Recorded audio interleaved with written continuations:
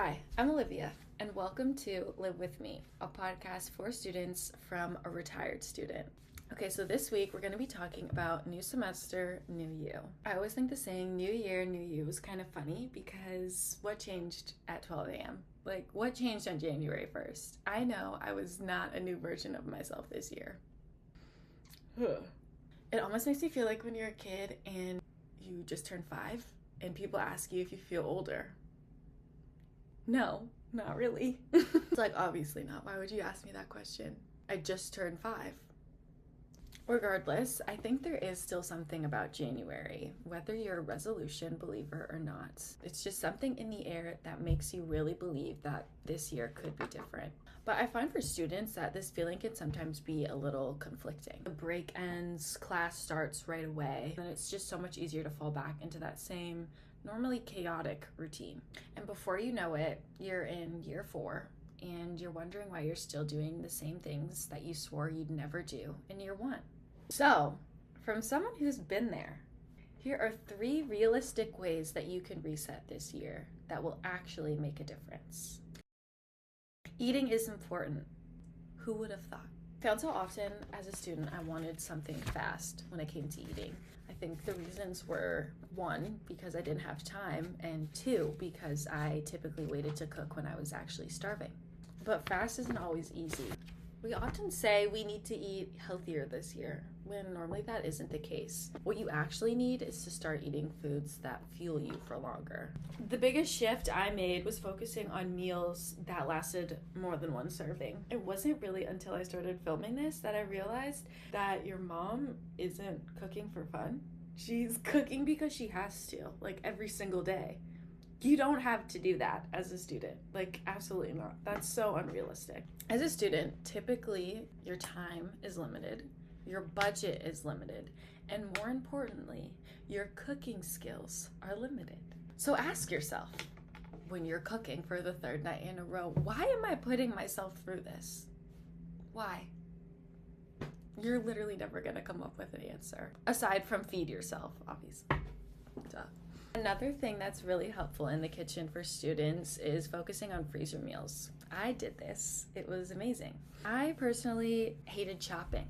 I am not someone who loves the cutout process, because then I just think about how many dishes it creates and how much more work I have to do after I ate.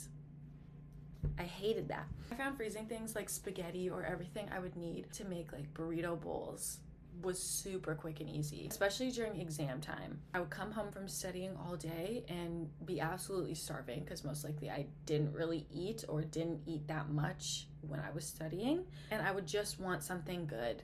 And it was like having a full meal, but I didn't have to do all the gross work that came with it, like cutting and chopping and doing a lot of dishes. Fueling yourself is one of the most underrated forms of self-care, but it doesn't have to be complicated to be good. Reset didn't become a trend for no reason. It became a trend because it genuinely worked. After a long day, one of the worst feelings when you're a new adult is coming home to a completely cluttered and disgusting house. You open the door, you just want to close it and leave. A cluttered space is one of the last things you need in university. There's so many things that you're focusing on already that why are you focusing on the fact that your clothes are all over your floor? A cluttered space is a cluttered mind, and honestly, it's one of the last things you need in university. It takes repetition to form a habit, so challenge yourself for the next 2 Sundays that are left in January to have a true reset. Now, I am not just talking doing your laundry that's been sitting there since the beginning of January. I'm talking about wiping down every surface in your house, vacuuming, cleaning out your fridge that you said you'd do last week. All those little tiny things. A true reset. Honestly, who cares if it makes you the mom of the apartment? That doesn't matter. At least your space is clean. Don't always focus on the work that has to be done. Focus on the outcome. Sure, you might be the only one cleaning and it's annoying. Trust me, I get it. It was me. But after your space, you just feel better. Honestly, you feel like you've had a great debrief with your best friend. That is exactly how a Sunday reset feels.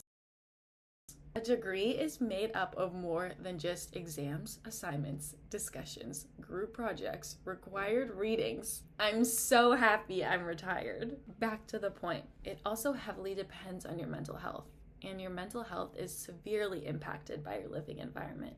Who you live with, where you live, if your environment supports you or not. Those are all factors that matter and contribute to you getting your degree.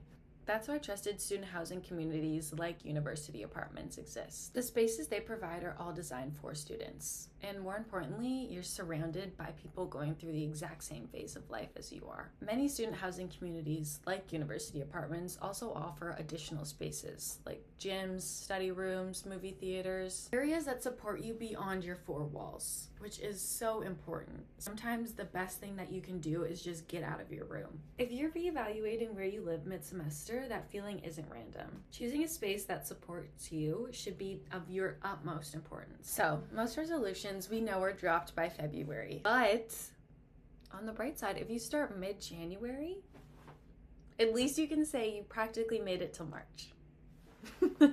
Bettering yourself has no timeline, and making a reset doesn't always have to be dramatic. These are just a few small and realistic ways to shift your routine this semester. So, that's all I have for you today. I really hope to see you next week. Bye!